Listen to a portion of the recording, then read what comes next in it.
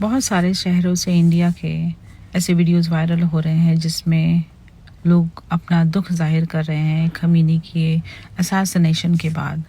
समझ सकती हूँ कि खमीनी की डेथ के बाद उन पे क्या बीती होगी।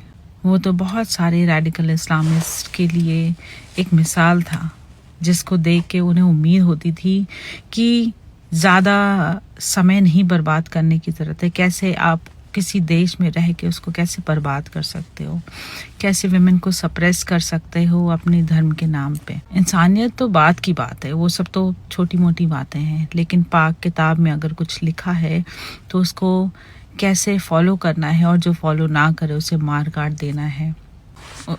उसने रेडिकल मुस्लिम्स को इतनी बड़ी होप दी कि विमेन को कैसे रहना चाहिए, कैसे ऑप्रेस्ड रहना चाहिए, ताकि आदमियों के लिए वो कभी कंपटीशन का ज़रिया ना बन। उसने ही तो लोगों को इस सच का पाठ पढ़ाया कि खुश रहना कितना बुरा है। नाचने गाने से तो केवल उनका कल्चर ही खराब होता है, केवल धर्म के अगेंस्ट है। अगर धर्म करना है तो मार काट करो, औरतों को अपने पैरों की जूती समझ के रखो और कहो कि हम उन्हें प्रोटेक्ट कर रहे हैं। ये धर्म में इतना अच्छे से उन्होंने बताया था जो कि कोई धर्म अच्छे से नहीं बता पाता।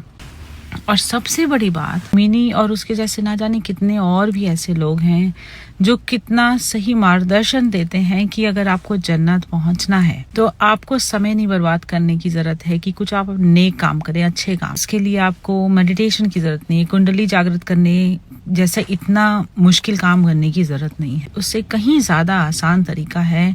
इनफिडल्स हैं जो इस्लाम को नहीं मानते, उनको मार डालो, उनको काट डालो, चीर दो उनको। और ये छोटी सी बात जो कुरान में लिखी है, लोग उसको मानने को तैयार ही नहीं है। खमीनी तो शहीद हो गए, पर इंडिया के वो मुसलमान जो बहुत ज़्यादा दुखी हैं, उनसे मेरी गुजारिश है कि इस कुर्बानी को वो ज़ाया ना जाने दें। हो सके तो ईरान पहुंच जाएं और यूएसए इजराइल से लड़ाई करें। इंडिया में बस बैठे ना रहें सेफ। अगर आप मार काट नहीं सकते धर्म के नाम पे, तो आप सच्चे मुसलमान कहाँ ही रह जाएंगे। आप ही तो हैं जो जन्नत जाएंगे।